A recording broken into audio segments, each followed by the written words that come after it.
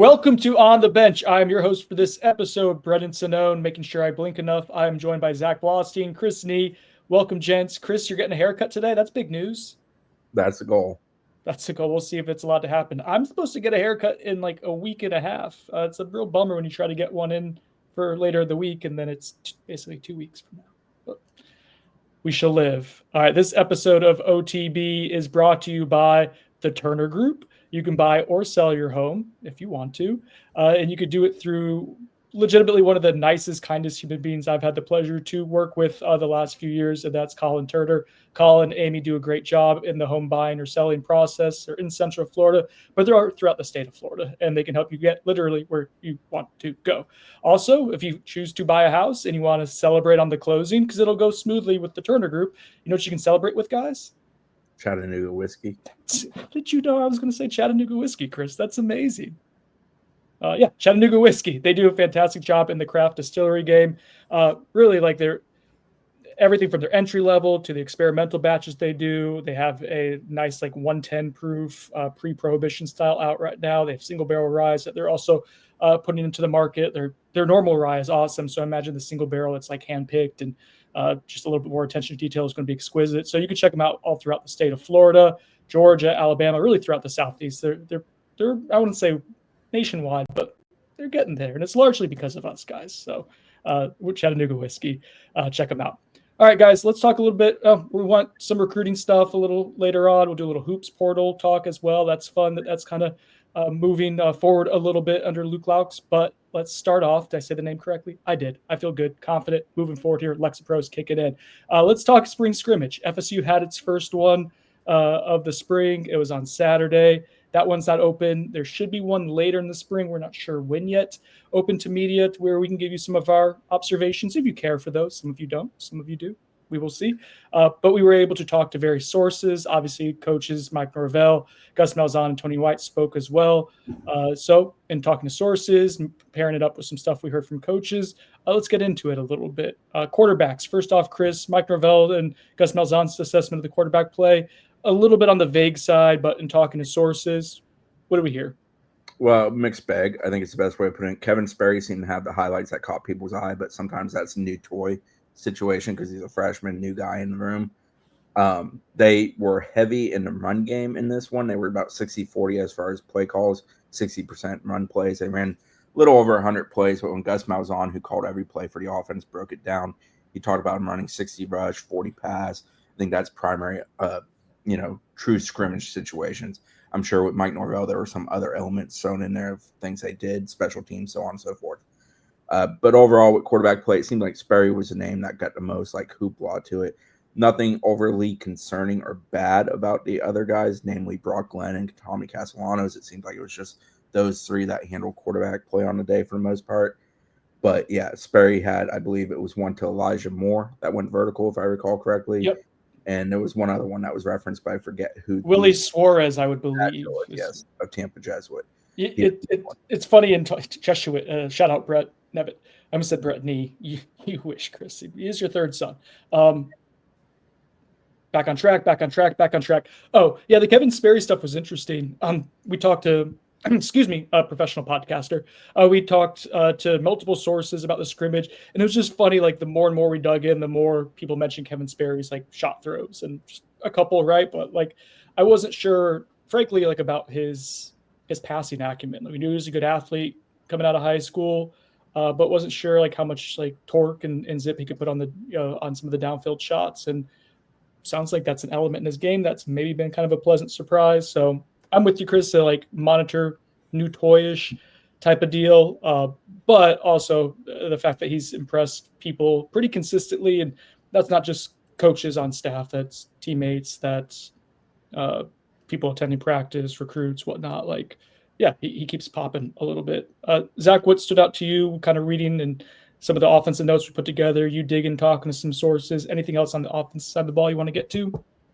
Yeah, just, I think on the quarterback position, you guys mentioned it, but the inconsistency of Tommy Castellanos, I think that's pretty notable.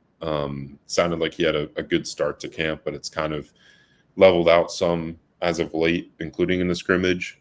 So that's, something to keep an eye on. Does he continue on that trend of being inconsistent in his passing game, or does he kind of improve the rest of the way through spring? I think that's something I'll definitely be asking about, and hopefully Norvell, Mike Norvell and Gus Malzahn and others will provide some insight when they talk to the media at other points throughout the spring. But I mean, other than that, good to hear that there's some offensive linemen standing out. I think Manasseh, TT, Andre Otto, and a few other guys, younger guys that have started to emerge. That's always a good sign, especially with the new offensive line coach in the building in Herb Hand. A pretty beat up group apparently right now too. Yeah, so a lot of reps to go. Luke Loucks been the veteran of the bunch who's gotten the most consistent praise, and he's just well liked. Like, he's well thought of. He's the guy that you want at center. He understands the concepts. He's good at working with others. He displays leadership skills while not being over the top with it, is the way it's been put to me.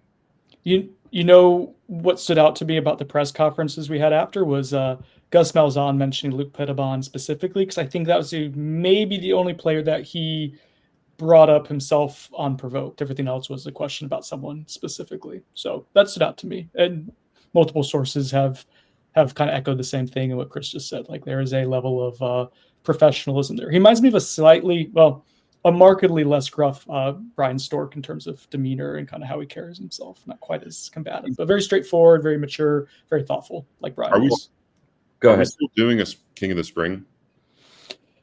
I mean, it's tough that we're not there to monitor it. Also, the King of the Spring, I think that might be one of the reasons why we're not there this spring, to be honest. How about we just ask our sources if they want to vote for the King of the Spring? We'll do that. And then we'll tally the votes. So I just dropped that. I don't think we're partially there because of King of the Spring, and you guys just went right over that. We don't have to talk about it. I was going to call it negotiation tactic of the spring, but you already there you go. Who won King of the Spring last year? Let's look it up.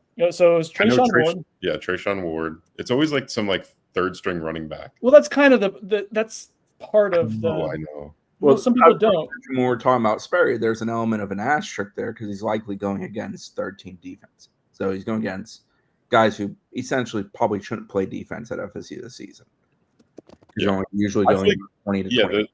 The Sperry stuff is encouraging in the fact that he is throwing, he has promise in throwing the ball, especially deep, because that was a question mark for him in his high school film. But I feel like we talk about the incoming freshman quarterback like the same way every single year. Like they have an impressive scrimmage and they're showing promise, and then new toy. Yeah, exactly. So, but on the note of King of the Spring, I know who it was last year. Who? Someone who might be in contention. Jalen Lucas. Yes. Okay, that's what I was going to talk about. A source mentioned to me that they thought Jalen Lucas was the most dynamic / like. I love when we're all simpatico, by the way. We're all on the same page here. We're clicking early in the week. Sorry, go ahead. People love it when I interrupt you. Go ahead. The best offensive weapon, source told me about Jalen Lucas. He scored a long touchdown in the scrimmage, and yeah, he's a guy that I think Mike Norvell was upset about losing for much of last season. Obviously got injured very early on and didn't really get to contribute outside of those few reps in the Georgia Tech game. Why did he not get more reps? We still do not know. Buyer Sonone, sponsored by the Turner Group. Over under 2.5 touches per game for Jalen Lucas this year. Over. Bye. You would think. I played the game right. That's right. Thank you. But yeah, I think him on offense and then Earl Little just jumping ahead a little bit on defense are probably the early top contenders for King of the Spring. I did have okay, sources. You know what? That's how we're going to do it. I was going to talk about Earl Little a little bit later on. Zach's there. So Buyer Sonone, sponsored by the Turner Group. He's getting his money's worth so far. Earl Little Jr., hype, Buyer Sonone. I'm Sononing it for now. I just can't do it after last season and things we heard in preseason stuff. I think here's what I know about Earl Little: willingly physical, and I know he's a good football player, well thought of football player out of high school. What he was when he was recruited to multiple institutions now, but like last year exists too. So. Bye. He's him. Tony White did say that. I view Earl Little Jr. as, I think he's going to be one of like the 2 or 3 defenders when we look back at the season.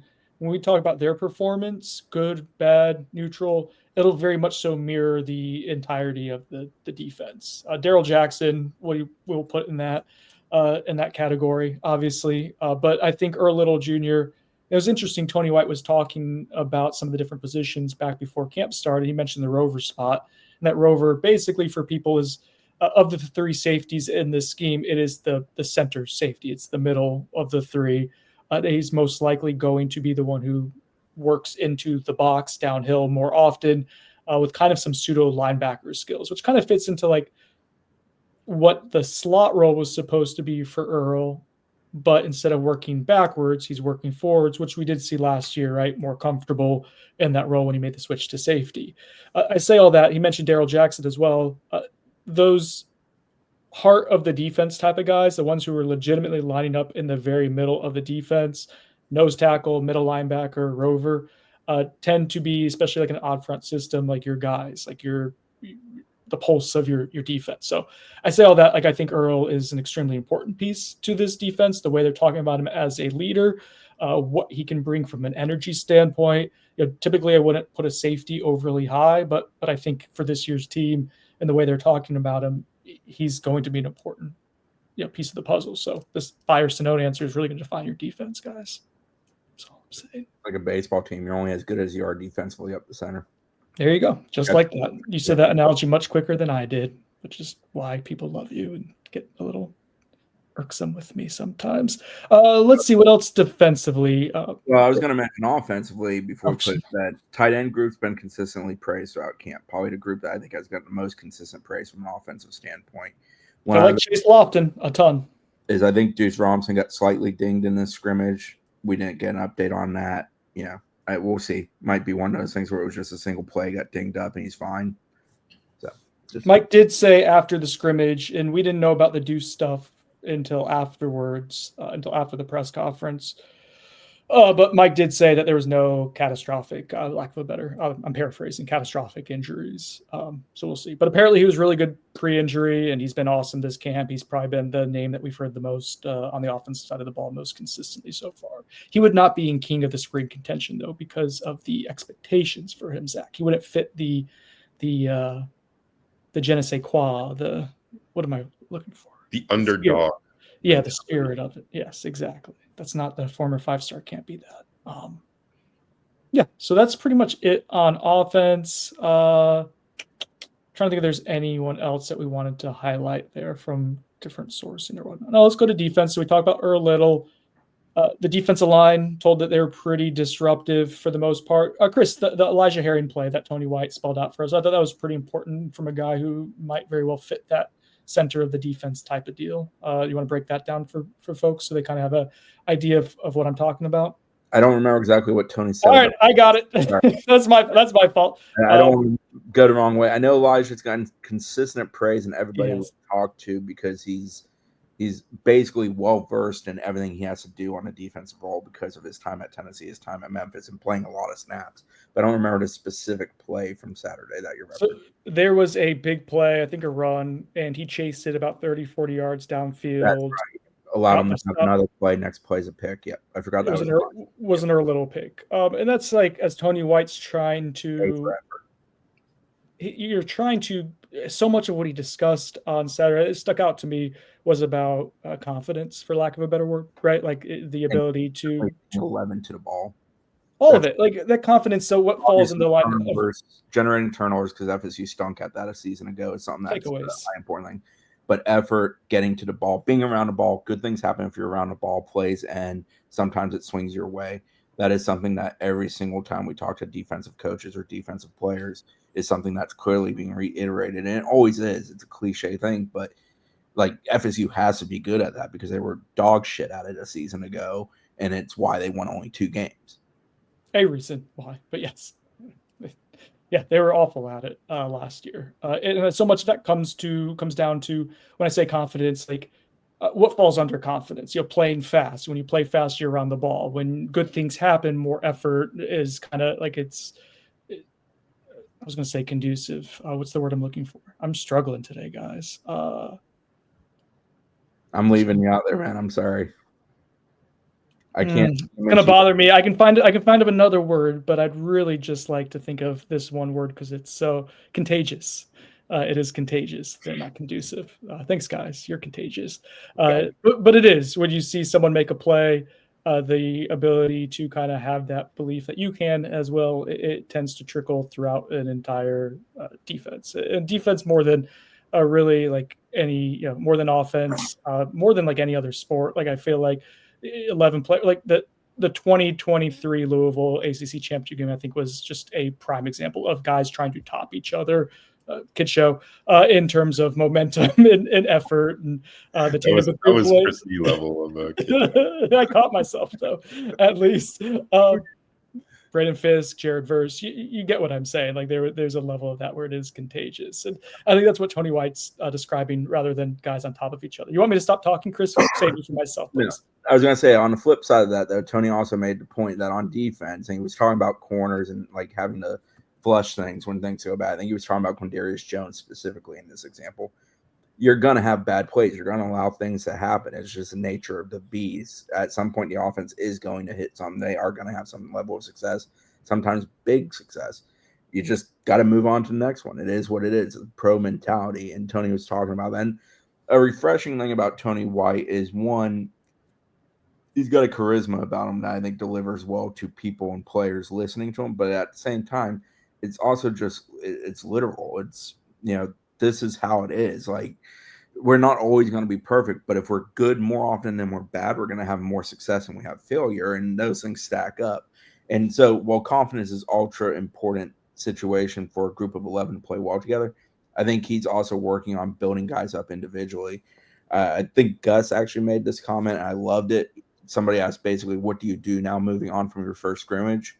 I did. That was me. You're welcome. Concoct a plan for every player on how to get better. And like, that sounds super simple, but it works. If everybody gets better and improves as a whole, and you also play well together, you're going to be a good football team. If you stay the same or get worse and you're not improving as a group, you're not going to be good. It's like, again, super simple, but you stack those kind of things one upon the other and good results happen. They changed coordinators for a reason at FSU. Offensively, that was to free up the head coach to be more CEO-like. Defensively, it's because I think the messaging had to change. I don't think Adam Fuller's a bad coach. I think Adam Fuller's a coach who is gruff, and the messaging at some point started falling on deaf ears with guys, and that's some on him and plenty on the players too. I think Tony White's guy whose messaging is a very similar idea, concept of what they're trying to achieve. I just think the process of how he goes about doing it's a little different, and it's going to be interesting how it hits with players. Sometimes too, just even if the messaging is similar, it's just coming from a different person can have a pretty profound impact. And I think that's a big reason why Mike made changes to both coordinator spots as well. It's just this rejuvenation or restart is part of it. Anything else on the scrimmage that we found interesting or noteworthy? I'm trying to think. So they did some live special teams. Being in the IPF limits them a little bit there, but obviously new kicker, new punter this year, some new return men too. Hey, special teams is kind of important. The special teams was fantastic last year, and they won 2 games because of it. If there's ever been a case of that, it only matters so much. Right, having the best punter and the best kicker one in of the country. 3 phases of the game, sir. It's more like 1/6 of the game, really.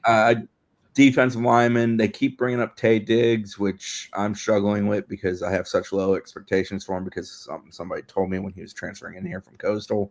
Also, whenever they say Tay Diggs, I'm like, Diamante Diggs is Tay Diggs. Yeah, but they do call him Tay Diggs, and I just kind of think back of Scrubs, Turk and JD going, Tay Diggs. No, it's a reference for 2000 TV show.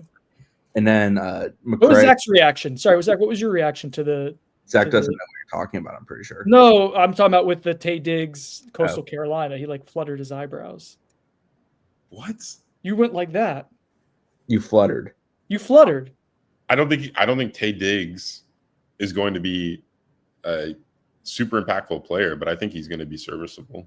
They're talking about him in a pretty high manner to be. Really? I might agree with you there, but they're talking about him as someone who's impressed them a ton athletically, and that's being brought up pretty consistently. I know the big thing with him is that he showed up in shape, which cannot be said for a lot of the defensive linemen that they brought in, at least in the winter workouts. And yeah, I mean, he's massive and seemingly moving well. We'll see. I mean, he's allowed to get better. I love that. The shrug. The Coastal Carolina film was super interesting for me because there were some really good reps, and there was games where he played like with the club on his hand, and then there were just reps where he looked kind of disinterested too. And so there's something there, but you don't have a whole lot of time to get something out of him too. Like it's just this one season. So I just had somebody who I've shared this before, but I had somebody who worked there just tell me that they had 2 D linemen who could play at a Power 5 or Power 4 level now, and he wasn't one of those 2. So yeah, I probably didn't set the best tone for me with him. What are you going to do if he ends up being really good this year? What are you going to text that source? He's long, he's athletic. There's things to tap into there. I hope it works out well. No, what are you going to say to the source? Against him, I'm pretty confident that source will text me laughing if he suddenly becomes really good at FSU. Okay. Just because that person probably has enough interest in FSU to pay attention to it. Oh, is that a hint? And then McCray from Western Kentucky gets consistently mentioned. The Desir twins get consistently mentioned. Mm-hmm. I feel like there's another freshman D lineman that consistently. Tylon Lee? No, he doesn't get mentioned.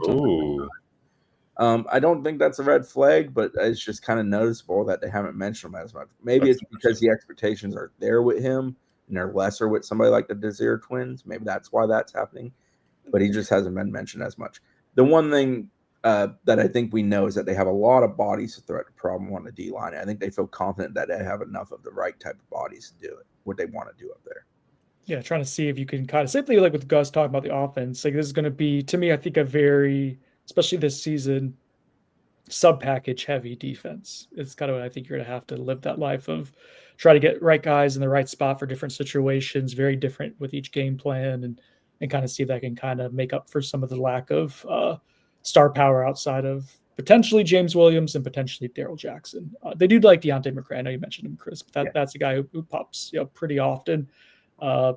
Jason Jenkins obviously out for the spring, an injury that's expected to go right up towards the season, maybe into the season.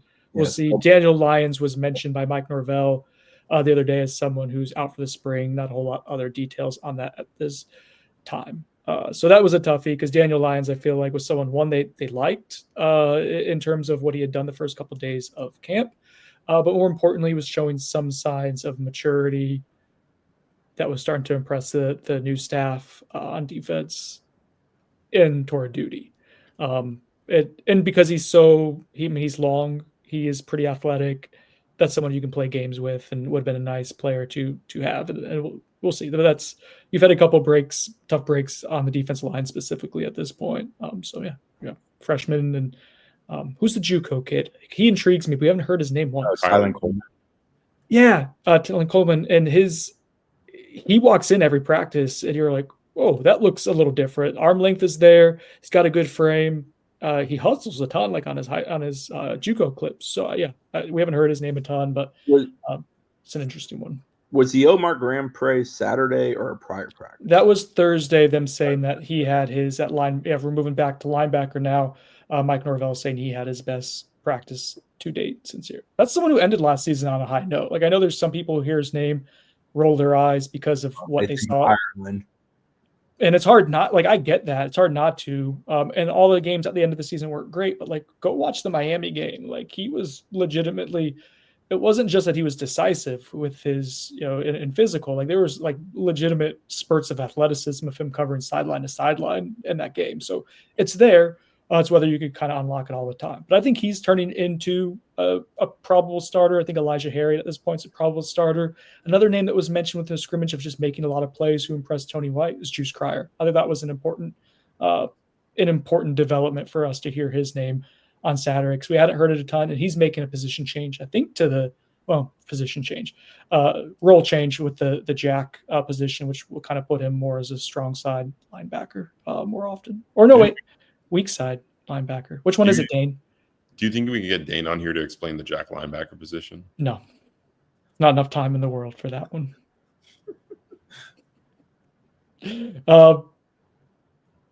Caleb Lavalley out for the spring. That's an update. We weren't expecting him to be a contending for starter, but in your 2 deep situation, he was probably gonna have a pretty good chance at that this season. So he's someone they shut it down for the spring. I think that they maybe try to get him to do some stuff earlier in camp, and they're just like, "No, let's go ahead and heal you up a little bit." Blake Nicholson's not someone we've heard a ton of from the coaching staff. I've heard a couple decent reps that he's had, and that's going to be he is so athletic, right? And there's so much there, but it's just whether you can get it consistently. So hearing that he made a couple splash plays in the scrimmage, not a surprise to me. Would like the coaches to bring him up more. Stefan's been mentioned because he's super experienced within this. Stefan Thompson. Yes, thank you. Because he's super experienced within this defense, has a great knowledge of it. Supposedly done a very good job of sharing that knowledge with the other guys in that room.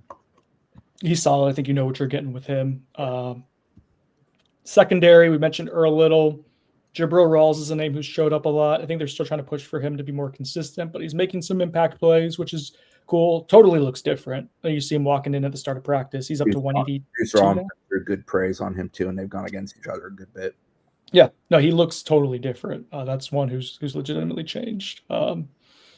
Quindarius Jones, they mentioned the other day. That's somebody who started a little slow. Mike Norvell talked about kind of challenging him on Thursday. Sounds like he did okay on Saturday during the scrimmage. So maybe upward trajectory there. That's a guy we'll monitor the back half of spring camp here. Some injuries at safety, obviously. You have Shaheem Brown out for most of the spring, Conrad Hussey out for most of the spring or limited, and then Edwin Joseph, who was transitioning to that field safety role, out for the entirety of the spring. And that happened after a couple of days. It sounded like he started off pretty well, too. So they've had some injuries. Byers-Sonone, sponsored by the Turner Group. FSU is going to have to add a DB in the transfer portal. Buy. I think I'd buy that. I think there's a degree of just wanting another safe body. Numbers, yeah, just essentially a safety net. No pun intended. Yeah, I don't think they believe that they have the numbers right now in the DB room to go through an entire season. No, you play. To fill out a 2-deep adequately, you need 10 DBs. Yeah, 10 quality DBs. That's three teams rotating in practice. You need 15. Math. Yeah. So I think at least one. And then I think with the D line, especially considering the injuries that we've seen to that group and the overall inexperience of a lot of the guys that you might right now need to count on, like a lot of those freshman names that we brought up. Amari Williams is the name that they brought up a lot as a freshman on the defensive line. He's a sophomore technically, but new to the defensive line. Has he been good? Yes. Had a very good interception that got a lot of praise from Mike Norvell. I forget if that was Thursday or Saturday. That was Thursday. Is he playing the jack position? I think so. Or they say defensive end when they refer to him. And he was referred to as a jack by Tony White before camp started, or someone who's going to looks at the role there. I think the whole jack thing is kind of interesting. I'm going to have to be really careful with phrasing in jack here moving forward. It's interesting because that could be a linebacker body type. It could be a defensive end body type, and that would obviously impact exactly where you're aligning them. But I think ultimately it's going to look a lot more like 4-man fronts. I know we refer to it as a 3-3-5, but that's going to be a hybrid position that they ended up really leaning into at Nebraska last year as more of a defensive end than a linebacker. And that's largely because they have the body types now to go ahead and do that. Whereas at Syracuse and some of Tony White's other stops, that wasn't necessarily the case. So anyways, just a little knowledge there to kind of trickle in through all the shenanigans that we sometimes bestow upon you here.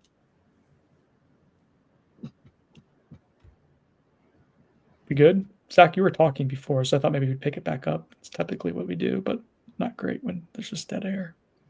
It's great when you interrupt me. No, sure, that was an accident. Yeah, we're talking about some of the portal needs, and I think defensive line makes sense considering the potential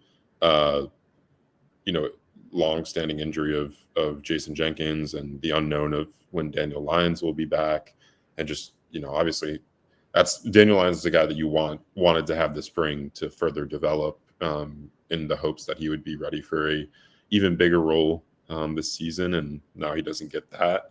So yeah, I think adding a defensive lineman or two, if possible, that's always tough in the spring window, as we've seen in the past. Would be inexpensive. Yeah, would be beneficial. So you always add D lineman though. Like that's the thing. Like that's a position where you never can have enough different body types, especially when you use versatility and a lot of different things up front, like Tony White defense does. Mm-hmm. You can never have too many pass rushers, right, guys? Yep, and the damn play. Alrighty, so let's see. I think that's everything for the spring scrimmage recap. I promise, guys, I'm a lot better on paper than I am on podcast. So check out our work over at Knowles 24/7, which isn't on paper coincidentally, but you kind of know what I mean. Although Dane's granddaddy said that I have a lot of typos in my work, so maybe you're not great on paper. That's kind of the implication there. Let's talk recruiting. Do we have to? Sorry. You know, Zach, last week, did you listen to our podcast when you were in Italy? Did you listen? No. She had a whole plane ride back. You just chose to not listen to your two friends and coworkers. Don't worry, I never listened to our pods either. I watched Gladiator and Dune on the plane. Gladiator 2 or the original Gladiator? Original, obviously. Gladiator 2 sucks. I didn't see it, but I'm sure nothing that. Not worth it. I almost called him Calvin. Good actors, but I almost called him Calvin Ridley. Ridley Scott. Oh boy. Getting old. You weren't here for the James Brown, Jaylen Brown debacle either, Zach. We talked about that on pod as well. I heard about it. That was an all-timer. I'm sure you did. Okay, 18 inches away from it. It was an experience. Good for Caressa. All right. So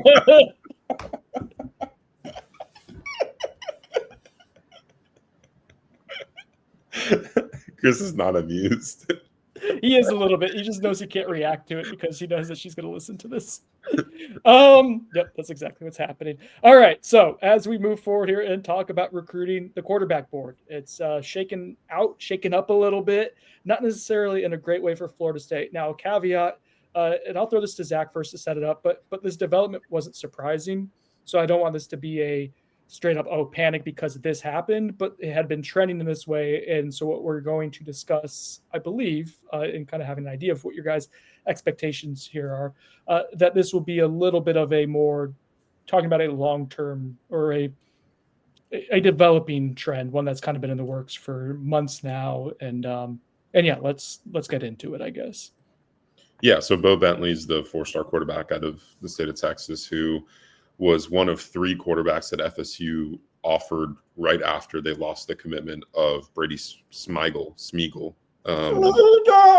We got a couple more of those in the chamber. It was coming. And yeah, he was a guy that FSU really liked. They immediately started working on prioritizing him as a top target alongside, some other guys we'll get into in a second.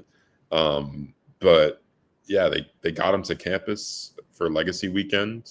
That was, the one visit he made to Florida State, and then obviously announced here on yesterday or the day before that he was closing his recruitment down to only 3 schools, which I believe is Georgia, Oklahoma, and LSU.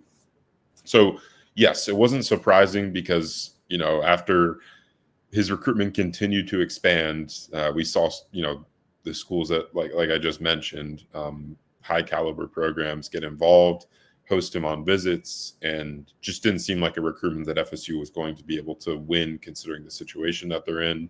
But yeah, like that's why it wasn't surprising. It's still, obviously noteworthy because he was arguably their top target on the quarterback board, but he's not their only target. And we'll get into that in a little bit. But I guess, Brendan, what do you think the overall overarching trend that you're trying to get at is with the quarterback development? The development of the recruiting. Yeah, it's not very good. I'll expound further on it then, Brendan. I think there's a way to look at this as when you hired Gus Malzahn, you basically hit reset on quarterback recruiting completely. You changed the type of quarterback you wanted. You changed the relationships you had with the quarterbacks you've been recruiting. Quarterback is a position that the dominoes largely fall in the summer of that prospect going into their senior year, if not sooner, spring to summer. So you've got to be ahead. Like, you've got to set the table for yourself to be in position when spring, summer comes along there. And that's obviously getting more and more true with all prospects, but it's been true with quarterbacks for some time. So when you reset everything in December, basically, and going into January, it changes the window of opportunity. And, you like Keyshawn Henderson, but he's committed to Houston. If he decommits from there, he's going to a bigger fish. You like Bo Bentley, but he's a kid that grew up an Oklahoma fan, and you're fighting a battle. And then you got Georgia. Georgia's like the most important team in quarterback recruiting for this cycle right now because of the Jared Curtis domino. The Jared Curtis domino impacts recruiting for so many other schools at quarterback. When does that fall, Chris? May? I think it's mid-May. I want to say he keeps delaying his commitment. But that is the domino to fall that'll probably set the tone. If he goes to Oregon and not Georgia, Georgia's going to make a move. And the question is, where does Georgia make that move? Is it Landon Duckworth? Is it Bo Bentley? Is it someone else? But from an FSU perspective, it impacts Landon Duckworth and Bo Bentley. Bo Bentley is a guy that if I was just penciling in a crystal ball right now, it would be Oklahoma, because he grew up a huge fan of him, and that seems to be the focus. It's also regional. And Jaden O'Neal, who is sort of another guy on the radar, is currently committed to OU and clearly seems concerned that he thinks OU may take Bo Bentley, and he wants to be the only quarterback in the class. That being mentioned, Jaden O'Neal, who's a cannon of an arm, but less of an athlete, not a bad athlete, just less of an athlete than I envision a Gus Malzahn offense wanting, is coming in on April 5th for a visit to FSU. Landon Duckworth, Ole Miss has done a great job there, getting some crystal balls for what it's worth. I don't know if it's worth that much, honestly, at this point, but he is. No, it's. I mean, he'll probably go to Ole Miss, but I don't give a shit about the Ole Miss crystal balls. He has been there twice this spring. He's not been to FSU once, and one of his teams was here recently, and he didn't come with his teammate. To me, that's a bit of a not necessarily a warning sign, but it is somewhat concerning. You'd like to get him in before April 19th. What did you want to say, Brendan? So I know I was a little tongue-in-cheek and just saying it's not good. But to your point of the reset of the quarterback board, when you go ahead and bring in a new offensive coordinator with a pretty different styling of offense, I know there's similarities, but the type of quarterback that has been most successful under Gus Malzahn, like the stereotype of quarterback that he wants. Sure, and I think that's a really important part of this conversation. That is should actually probably be pretty nuanced. But the Landon Duckworth one is that kind of like that's a canary in the coal mine type of deal to me, because while you're talking about Bo Bentley and Henderson, like those are newer names for them. I know Jaden Neal has been on campus before, was right this past summer. So even like Tony Tokars would have a relationship with him, Mike Norvell would have a relationship with him. The Landon Duckworth one bothers me if you do end up losing him, because when they offered the three quarterbacks back after the Smeagol decommitment. That was their way of signaling these are our priorities. These are at the top of our board. These are the ones we're going to try to that's going to go all in on. And they've done a good job historically of having backup plans. But Landon Duckworth is a quarterback that Gus Malzahn recruited very heavily at UCF. There was actually some belief that Landon Duckworth, and his star has kind of risen some as well. Not kind of, it has. But that he was pretty close to a UCF commitment at one point, if I recall correctly. At least there was a lot of mutual interest. During the late portion of last year before things went sideways for UCF and Gus. So that to me is if you end up not getting him, and again, they're good. Like if he goes to Georgia, okay, then he went to Georgia. But in general, that one makes me a little bit. That doesn't feel very good. I guess that would be a reason for concern, because that is someone that your offensive coordinator had a pre-existing relationship with. The scheme can't be a detriment there. You can't talk about that aspect of it because he was into it, months ago. So that is something that would be alarming to me. Yeah, and the biggest thing for me is the calendar turns to April and you're in a position where you're not real sure who you're getting. You don't feel really good about anybody that you're currently pursuing, to my knowledge. And that's just a concerning thing, because the board is going to deplete very quickly starting in May and certainly in June. And by the end of July, it's going to be who can you flip or who is still available. Now, worth mentioning, brought up Jaden O'Neal coming in April 5th. Travis Burgess is coming in today. Burgess does not have an offer from FSU. He's a Peach State quarterback. He's leaning Auburn right now. A couple other schools pretty heavily in there. I think Wisconsin was one of them. I forget the other one, but he's got 3 officials set up. It'll be interesting to watch. Not only is how 2 things I'm watching today with Travis Burgess visiting FSU is 1, does FSU offer and get super aggressive quickly with him?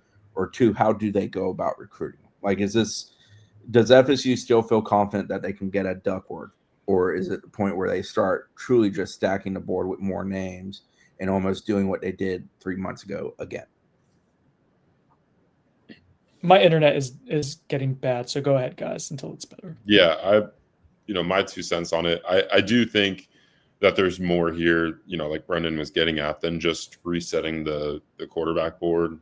I think people are negatively recruiting Gus Malzahn and the offenses and the quarterback play as of more recent times, like during his time at UCF and then the later years at Auburn. Obviously, the big thing to point to with him, that is the Cam Newton era. But that's so long ago at this point. Yeah, how old were you when Cam Newton was at Auburn, Zach? 12 years old. Yeah. So that's to me, like, that's the bigger thing here. I think that FSU is struggling to recruit the quarterback position because of that. And also, if you look at the recent history of FSU's quarterback situation, they're in a portal dilemma, right? You landed the best high school quarterback recruit since Jameis Winston and Luke Krummenhoek, at least rankings wise, and he's gone after a year. And you go and because you have to go win now, so you got to bring a portal quarterback in. And once you get in that cycle, it's really hard. We've seen multiple programs. Someone asked me on the board this week whether I thought the starter for next season was on the roster right now, and I don't feel confident about saying that their 2026 starter is at FSU right now. I mean, that's a whole other topic, but it goes to the point that, like, yeah, once you get in that cycle of taking portal quarterbacks to try and kind of alleviate the issue right away. And this is not an FSU exclusive thing. So I'm not trying to, harp on FSU here. This is big time schools are doing this all over. But in FSU situation, it doesn't help them when it comes to recruiting the high school ranks at the quarterback position. And it only adds to kind of the negative recruiting that can go with, the stuff that I already mentioned with Gus Malzahn's offenses and, how he, caters to a specific quarterback style, which I know they've tried to combat, but that is something that's definitely out there because they've had to combat it. So, yeah, I mean, why Brady decommitted. Absolutely. It wasn't. It's why Luke Krummenhoek left. Yeah, in addition to other factors. But yeah. Which again, like that's a reasonable thing to happen when you bring in a different stylistically. Like that, the nuance there is that that's okay. Quarterbacks that are visiting, if you ask them about Gus Malzahn and basically the stereotype of what a quarterback is for him, there is a degree of that is having to be combated. There have been conversations had with quarterback visitors, and I'm talking 27, 28 kids, about that. And like the conversation put one of the kids at ease, wrote about that when I wrote about him, the young man from Alabama whose name is escaping me at the moment. Ben Seaborn. Yeah, you've talked about it here. But like he talked about that just matter of factly. And it is what it is, but it does exist. And the only way to combat it is you go and you play good football and you win and you do things at the position. You recruit guys who don't care about the narrative and instead go and just be the best player they can be and help the football team win. There is an element of this coming off of a 2-10 season that, like, this conversation that we're having, and I think it is an important conversation, but to an extent, it's like, what does it matter? Like the high school recruiting that you're doing right now, like it's all going to come down to what you do on the field and how Thomas Castellanos looks operating your offense once you play Alabama and the rest of the season unfolds. Like this is also a program that's become as much portal dependent as high school dependent for sure, if not more so. Do we think so? As we talk about, I think there's a stigma with portal quarterbacks, but obviously it's been a super prevalent, like, and successful formula for a lot of playoff teams. Pick the wrong one is a stigma.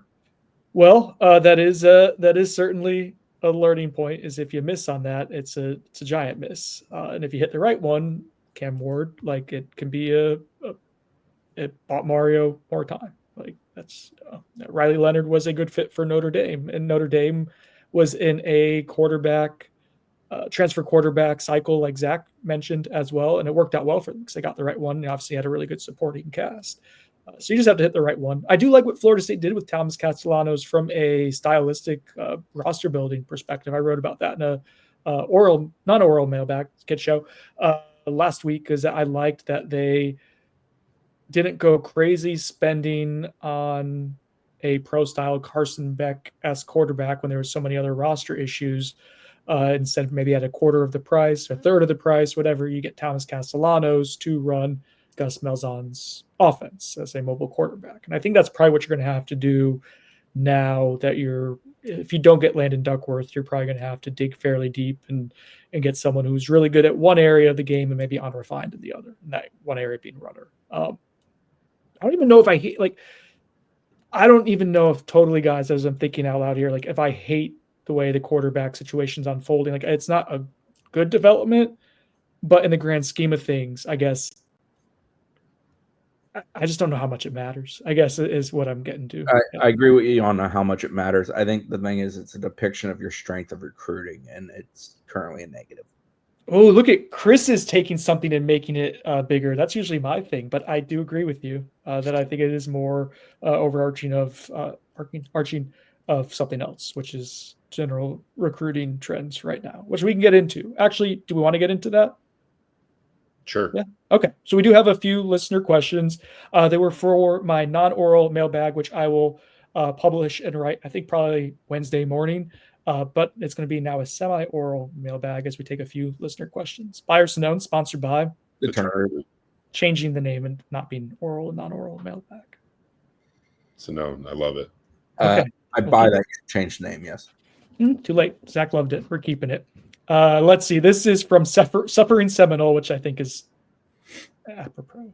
Are the number of injuries in camp a cause for concern or just the nature of the beast? This isn't a data-backed claim, but it seems as if there has been more, quote, this player will miss the remainder of the spring, unquote, headlines than in previous years. Zach, you talked to UF and Miami folk about this? Sonone, I don't think it's it wasn't a buyer, Sonone. I just wanted to bring up your last name unprovoked. Thank you. I don't think FSU's injuries so far this spring have been abnormal. After talking to Blake Alderman and Gabby Urrutia at Florida and Miami sites respectively, like it sounds like they're having similar numbers, quantity of players who are not going to be participating in spring or have had complications, are going to be held out, whatever. I think what's FSU's, do we know like how many players are I don't have a number, but we can go down the list here. Guys who have been either announced as out for the spring or reported as out for the spring. Joseph Jenkins, Lions now hurt, Caleb Valley, that's 6. Who else is there? Edwin Joseph, you said? Yeah, I said the 3 DBs. Squirrel came in a little banged up. I think he's doing some stuff. Luane McCoy got dinged up, so I guess that's 7. Did you mention Jason Jenkins? I did. We have to see what's up with. Did you mention Daniel Lyons? Yes. I'm glad you just shouted everyone's last name out real quick. That was good for us to follow. We'll see what happens with Deuce Robinson. We're told some of the offensive line, like Gunnar Hansen, is limited for most of the spring, so let's count him. Yeah, so 10 probably. Yeah, which is similar to what Florida has, and it sounds like Miami has 6 or more guys. So I worry more when it's like multiple guys with torn ACLs or multiple guys with torn Achilles. Like when it's a repetitive injury among different guys with different segment groups. That's when I start worrying about something internal with the program. I'm more worried about soft like pulled hamstrings over and over again. That's probably more of usually an indication. Like some of them just like you turn the wrong way and your tendon pops. Like what are you going to do? But when it's like muscle related stuff, that can mean either fatigue or improper training. Like Luane McCoy was probably a hamstring pull. I don't know if we've had other type of those injuries though. To just the thing. Zach, you were about to say something, then I interrupted you. I don't even remember now. Do you not? I honestly don't. All right. Well, I haven't thought. What are they getting at? Like that? It's like some strength and conditioning issue. Yeah, that's what the fan base is trying to aim at. Setting things up properly, and it's causing injuries. Basically, guys are not set up to be as successful as possible. I think we're wrapping up a little bit there. I've watched bad S&C at FSU, and like I don't think Josh Storms and his bunch and the other people incorporated in that machine are bad at it. Yeah. I have a theory as to what's happening. What? I don't want people to think I think they're great at everything they do, but I think all in all, they're good at their jobs. I think that's probably an asset for you, more than like that in the pantheon of things that concern me right now. This time is lower on there. Now, my theory as to what we're clinging to as a collective, a group of people watching Florida State is one, this woe is me, like you're coming off of 2 wins and you're hyper focused on everything that's wrong as part of it, and understandable, that psyche. But 2 is we're just talking about injuries more, and Mike Norvell's talking about injuries more. And I think partially because they know that we're talking and reporting on injuries more because of the change in practice policy. Like I think that's part of it, is that the rules of engagement changed. That was a decision they made. They knew that there would be that element of us talking about injuries more often because there's no longer quid pro quo with, I think I said it right, with practice access. So yeah, I think that's what it is we're just reporting on it more. We broke the Jason Jenkins news. We broke the Luane McCoy news. And since then, Mike Norvell, when there's an injury, a serious injury or a long-term spring-ending one, he's come out and been transparent with that at the start of his press conferences. And then we write about it, which we should. So I think that's the change. It's just more talked about now. All right, what's the next question? Did you agree with that? Yeah, I think that's true. What are the reasons? This is from Realtor Noel. Actually, no, let's go back to the recruiting topics. That was what I was supposed to do first, and I just read the wrong one. This is from BMS13C. FSU recruiting seems awful so far this cycle. Give us your 1 to 10 rating at this point. Real quick, before you guys think of your numbers, Buyers Known, sponsored by Turner. Rating recruiting struggles or success in April 1st. Sononing it. I'd rank it a 3 or a 4. It's not enjoyable. I think some of the FSU can certainly recruit better and needs to recruit better. That's been beaten over and over, and I think this podcast has been along for that journey. Certainly, young Zachary. He's been forged by it. But I think there's also an element of fans are fed up with it, pissed off by it, and don't like it, and therefore it is worse than they're making it even worse than it actually is. Like they're amplifying it, I guess, because there's just a general disdain for recruiting. And that's true nationally. Like talking to people that do the same job as us nationally, for the most part, there's a burnout factor with recruiting at this point. And that's because of transactional football and everything that we're now dealing with. To clarify, Chris, is the contention that the amplification of the fan base's disgruntlement. FSU is bad at it, and it's being amplified. Oh, they are bad. They are bad at it, and it's. I think part of it is comparatively to what they should be doing with their money they have and the staff. Top 5 to 10 classes at a program like FSU, or at least hitting on major positions of need, hitting on major targets, having well-defined boards, doing an excellent job of closing things, and not having things where you feel confident in a guy, he goes somewhere else, and immediately you're no longer the pace car. Those are the things that kind of define being good at recruiting, and FSU hasn't been all that good at it in the last couple cycles. I mean, they haven't had a top 10 prep class under Mike. And the results on the field are bad now, so you're kind of recruiting from behind because you have that burden upon you. Hot seat discussions, changing coordinators, changing in coaching, changing in what you do as a team. All those things are things that are going to be used against you. And FSU's in the Southeast are going to recruit against the Georgias, the Floridas, the Miamis, the Clemsons, the Bamas, the Auburns. Like, they're not playing nice. It's not an easy task to do. So, like, if you're not A+ excellent at it, yeah, it's going to be a hell of a fight. And FSU's not great at that fight. It's just a matter of fact way I can put it, I guess. Yeah, I think like my overall takeaway over the last 4 months or so, just taking in this new staff, I guess, obviously FSU's not going to recruit at the caliber that they were capable of when they were winning 10, 13 games in those back-to-back years. But there's also a level of you're not maximizing what you should be recruiting at, even despite those limitations that you already have. So what I'm getting at is you should be working extremely harder than you were working to land recruits when you were winning a ton of games, because you're having to make up for the fact that you won 2 this past year. And it just doesn't feel like that's happening, I guess. At least at certain important positions, like along the defensive line, specifically, is kind of what I'm getting at. People love to ask if we're concerned. You're concerned about the way the defensive line board is shaping up? Yeah, it just doesn't feel like they're like. Well, they just lost, for context. Cameron Wilson was someone that they wanted. They identified they were by far the most prestigious school on his offer list from South Florida. We like him. Like he's got some bend and some athleticism at 6'5". It's got some fun stuff that you can build on, and he just committed to Syracuse. Yeah, after calling FSU's #1 school last week. You put in a crystal ball, you idiot. Sorry. When Chris Firestone sponsored by the Turner Group. Zach stops doing crystal balls again. How long? Oh, it's coming. I can't judge anybody. I thought that longer. Yeah. I'm not going to do both of you. I'm not going to do this thing that people talk about anymore because we look stupid.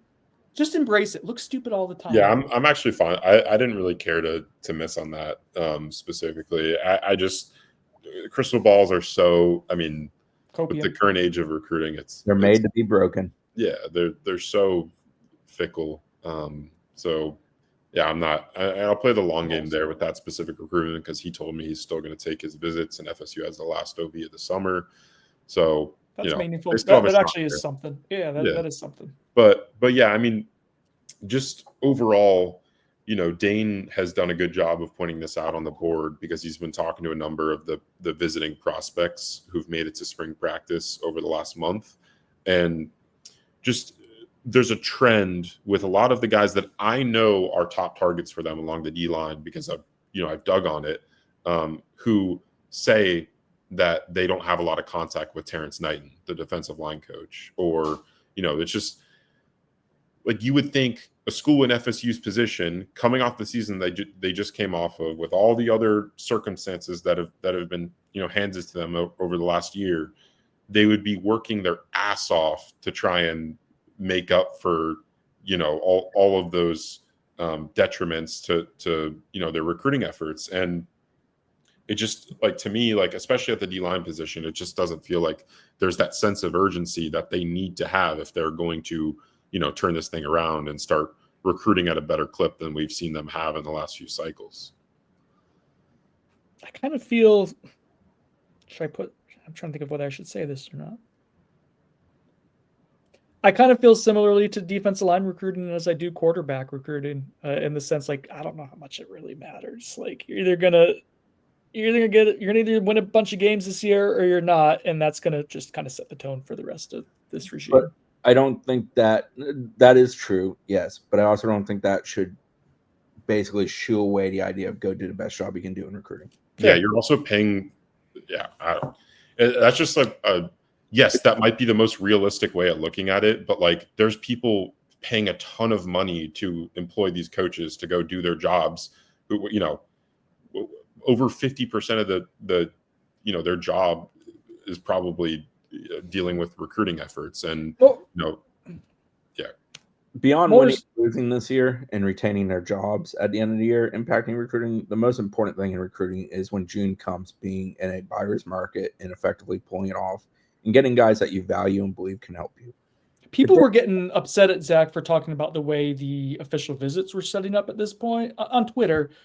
Cesspool, granted, but like for people who actually want to learn about recruiting, like that matters. Like having official visits set up, and they're still in the process of it, but like that is a big part of the battle. Now, Chris will remind you that they didn't close very well last year with their June OVs, but that is a big part of this battle still. That is a significant data point. 60 set up currently, right, for May to end of June. Yeah, I think it's like 57. So you're hoping for probably, of those 60, it includes 8 current commitments, I think it is, that they're at. So 52 non-committed prospects. You probably want to hit at like a 30% rate with that at least. That would be 15, 16 kids. That gives you 24. You're probably going to lose a couple of commitments anyway. So that's 21, 22. Like that's where they need to be when June wraps up. To me, it's and not to go back on last year because last year, but to me, they need to go into June with this is a guy we want to get. We're getting him here on this weekend. We feel like we're in a great place. This is what we got to do to secure him, go and secure him, walk away with the guy locked in. They do that, all of the narrative and stuff we're talking about recruiting pertaining to this specific cycle changes. But if they don't do that, then we're going to reflect on moments like this, January, February, March, into April portion of it, and being like they didn't do things to set themselves up for success. Yeah, and also, Brendan, like to talk about your previous point that none of it matters and they should just mail it in. That's not what. Oh, look at Brendan's dog. Emma. Her name's Emma. Brendan's dog, Fido. Yeah. So to your point, like if they do, make it out of the season and they have a successful season, it'd be really nice to have a collection of talent that they could work with in the future. Because they did put in a lot of effort, despite coming off a 2-win season and the future looking grim. If they do have we've seen what it looks like when they win a bunch of games and they don't recruit hard. I think that's something that hurts with the fan perspective of it too, is that they have had success and it didn't parlay into good recruiting success. Yeah. So it would be nice to know that you have coaches on staff that are capable of recruiting at that level, so that, if they do start winning again, they can capitalize on that like they weren't able to in 2022 and 2023. Haters. Can I tell you something that gives me optimism and something that gives me pause on both sides here? Optimism is the way they invested in the prep ranks to end this past cycle. Actually gives me, like, if they were doing that sort of aggressiveness in prior years, that might have, like, where you were just resetting the market totally and just you may have had a shot to be in a better position for more impact prep players. So you're willing to, which if you go ahead, and this is where my trepidation is though, if you go ahead and have a good season, you could maybe be in a position to close for a couple guys, and some of the philosophy and how you allocate your funds will shift some. Where I'm concerned is I do wonder how big of an impact 2 wins. We saw what it did to last year's class. Even though they finished strong, they still finished with the 18th prep class nationally. That's historically, that doesn't get it done. I do wonder, like, even if you do turn things around on the field this year, like what the long-term lingering effect is in terms of, we're going to see with official visits in June, like how many blue chip guys you're able to actually have real conversations with and interest in, combined with some of the concerns that you're painting, Zach, of them maybe not having the alpha doggish recruiting mentality that you would like to see at a program in this footprint in the Southeast. It does give me pause. So that's my two sides of the coin. Is like, I think they're a little bit more aggressive with some of the negotiation stuff than they were in the past with prep players, but I don't know if it's going to ultimately matter enough to get you where you want to go. Do you think people are going to say we're doom and gloom? I think they're going to say we're doom and gloom.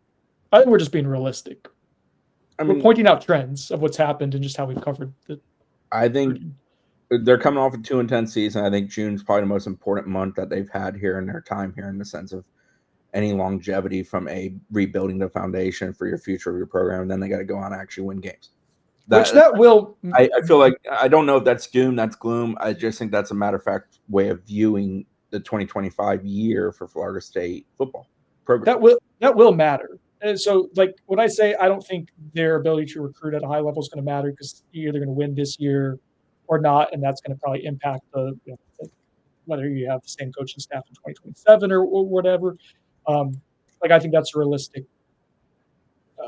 road to go down.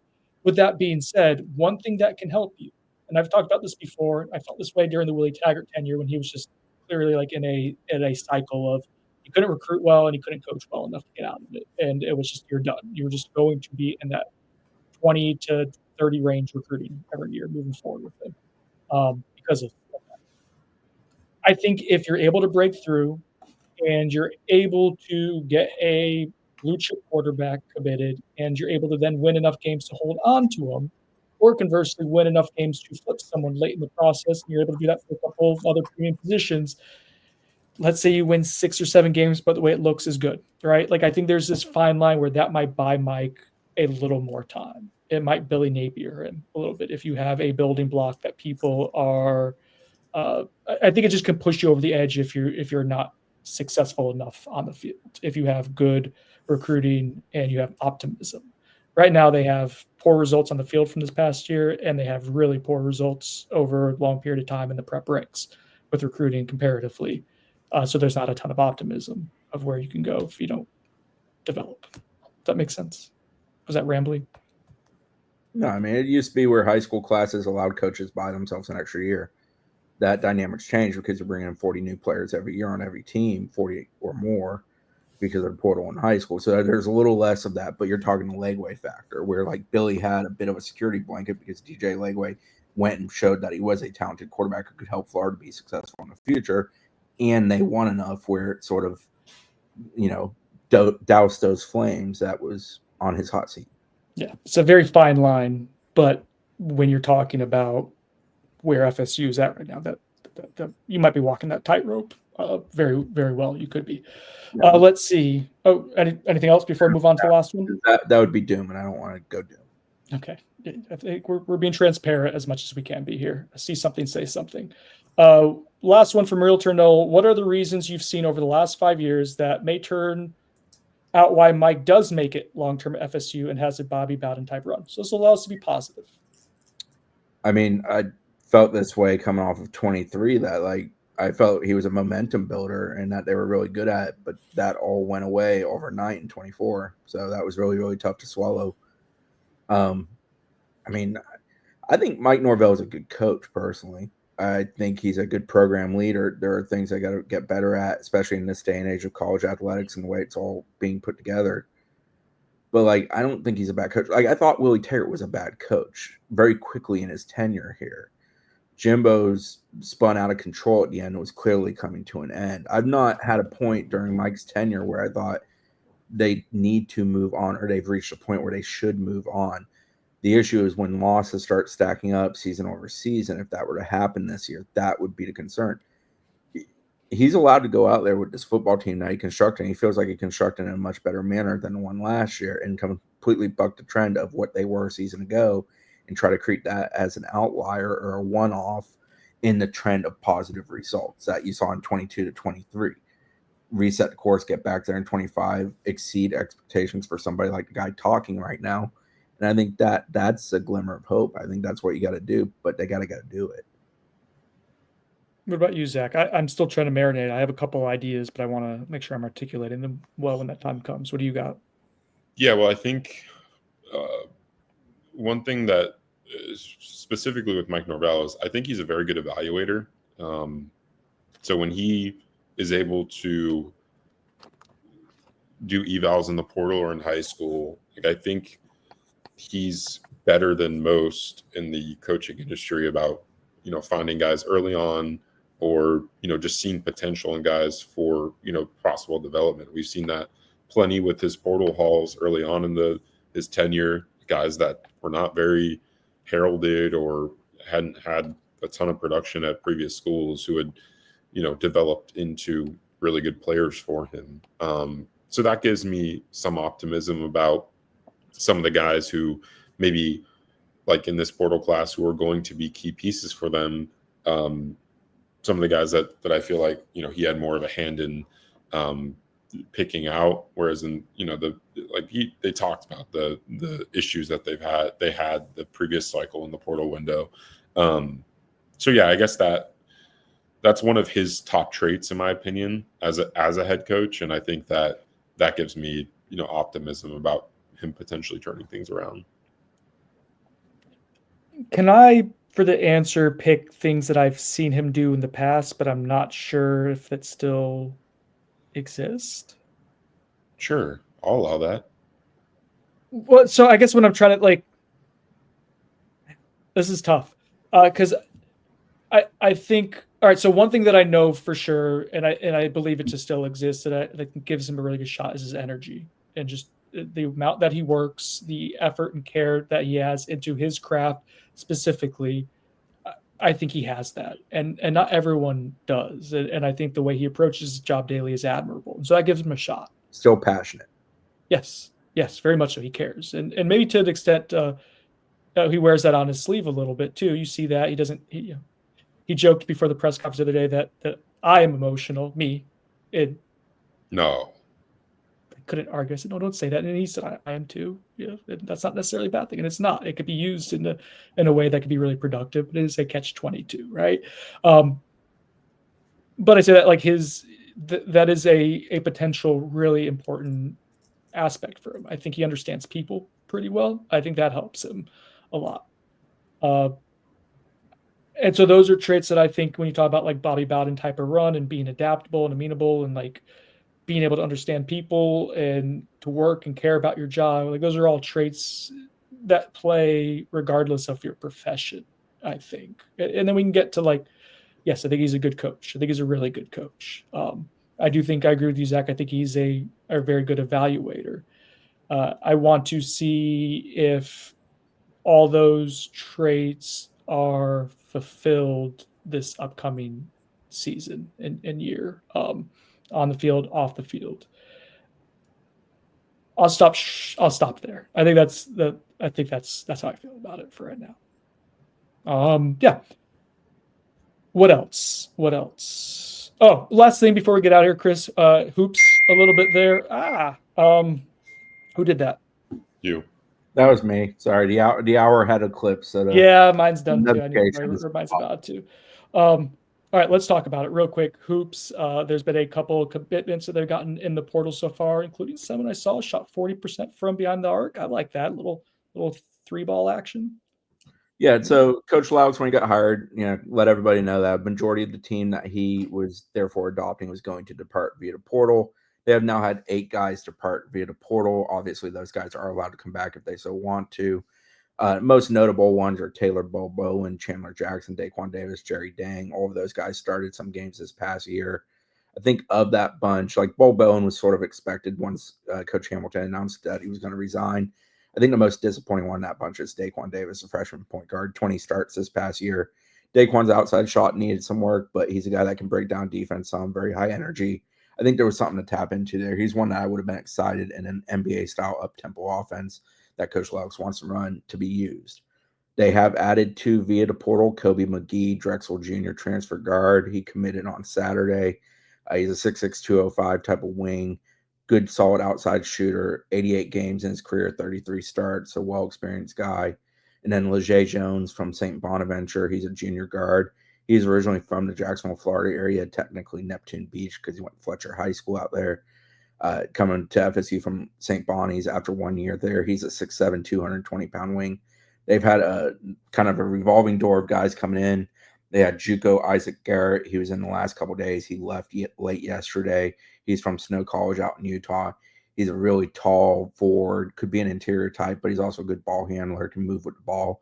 Again, they want sort of an offense that's up-tempo. A lot of guys can handle the ball, can shoot well from the perimeter. They want an interior guy who's an effective passer too in that, but they're not getting stuck on a whole lot of positional ideas. I do think they want a big, whether you want to call it a forward, a center, a big who can pass, can handle the interior, can put some bulk on somebody and go get some rebounds. And I definitely think they want a true point guard, a guy that can get you in and out of the offense, definitely push the tempo, distribute effectively, but also be an effective scorer in his own right. I think those two are kind of defined. Everything else is sort of guards, wings, forwards, whatever you want to call them. It's going to be a hodgepodge of different people. But yeah, Isaac Garrett, JUCO, was in and out. Basong, who is a kid from Overtime Elite, is a French kid. He is in currently. Chauncey Wiggins, who's a Clemson transfer, I believe, is also in currently. I think both of those visits go through the remainder of today. And then Josh Lewis is coming in. He's a high school kid, was committed to Iowa, originally committed to USF. Their coach passed away, committed to Iowa. Their coach got dismissed, had a hard luck situation here as a high school recruit. FSU's getting him in from the Tampa area, very talented kid. And then Robert McCray, who's another talented wing, more guard type than wing truly, is coming in. He's a JU kid, so he played for Michael Fly, FSU assistant. He's coming in for a visit. So they're working very hard at kind of reassembling the team. The thing I've liked is both young men that committed, both McGee and Jones, reference Luke's NBA experience, his developmental experience, and essentially that the vision is there for the program, what it wants to be as far as an up-tempo NBA-style offense, trying to score a lot, trying to be one of the faster teams in the country, but also developing guys, making them better and putting them in a position to have success after they leave the collegiate game. And I think when a vision is very well defined, especially in the early days of a tenure, it can go a long way because obviously optimism is going to exist and things like that. Also, like McGee, Kobe McGee, who was his first commitment, because he spoke about being his first commitment, his first recruit, and sort of being the guy that lays the foundation for what they're trying to do here. Just like that from a guy that usually kind of speaks to a guy that's willing to put some skin in the game for you, which in this day and age of the transfer portal can be difficult at times. They're pounding. Kobe McGee doesn't sound like a real person, Chris. Kobe McGee is a real person. I've spoken to him repeatedly. Just like, what are you, some Kobe McGee? You know what I mean?